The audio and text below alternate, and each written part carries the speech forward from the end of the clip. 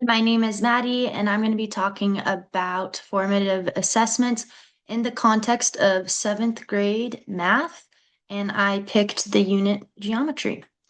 So for this formative assessment, giving a digital option, this was great being able to practice filling out a Google form.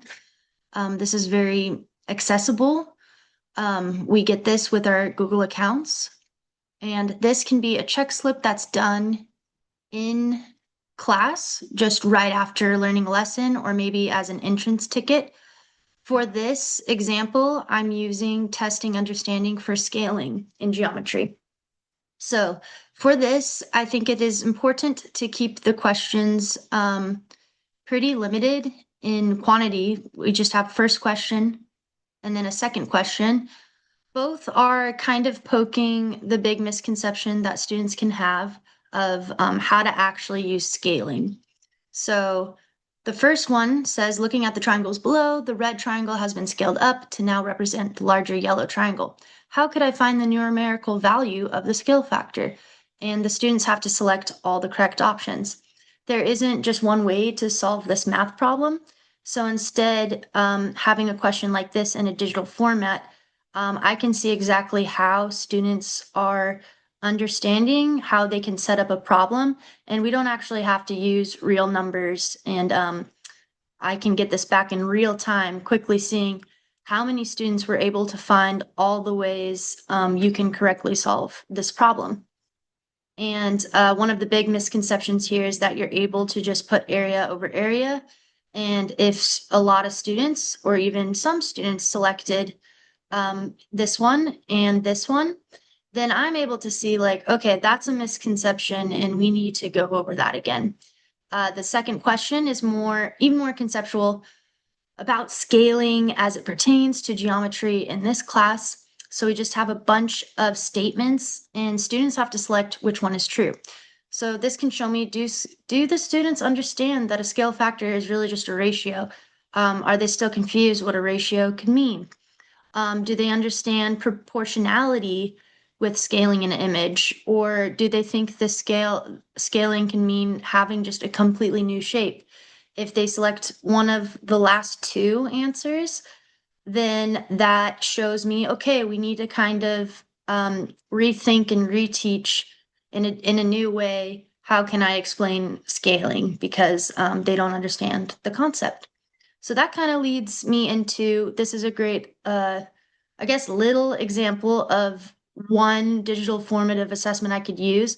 But ideally, for each class, each misconception you can have in a class, having a couple questions to really see if that has been covered. So, what I would do is I would have Google Sheets throughout the week while teaching the lesson. And if I can see, okay, we have some big gaps and misunderstanding, then in the moment I can clarify, show this example, all the correct ways to solve this problem and this problem.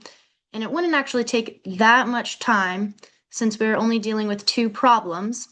And then maybe even using a chunk of class period to do more example work or break out in groups and do problems together, because it shows me that this is still an area we are weak on. And it is important to know scaling before moving on to complex 3D figures, for example.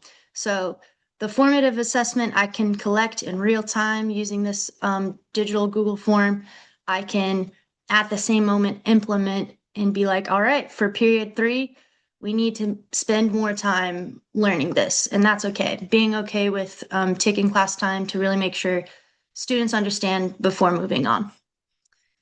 For releasing student progress, maybe test scores or how they're doing in the class, one method could be just having a bi-weekly report sent out to parents for students turning in homework on time, participating in class, filling out the formative assessments.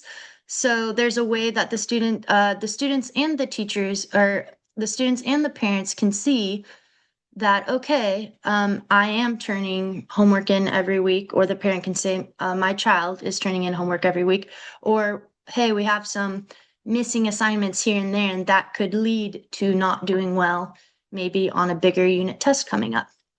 As for releasing information about bigger unit tests, I think I would try to, with every grade released, have that attached with very specific feedback in like an organizational chart of what the student seemed to not be getting per each problem and a way to solve it so that they're not just giving a flat grade where the parents or guardians might get worried and confused, like, oh my goodness, my student has a C because they got a C on the Unit 1 test, but instead having that paired with specific feedback so both the student and the parent can see, all right, there's a way to move forward.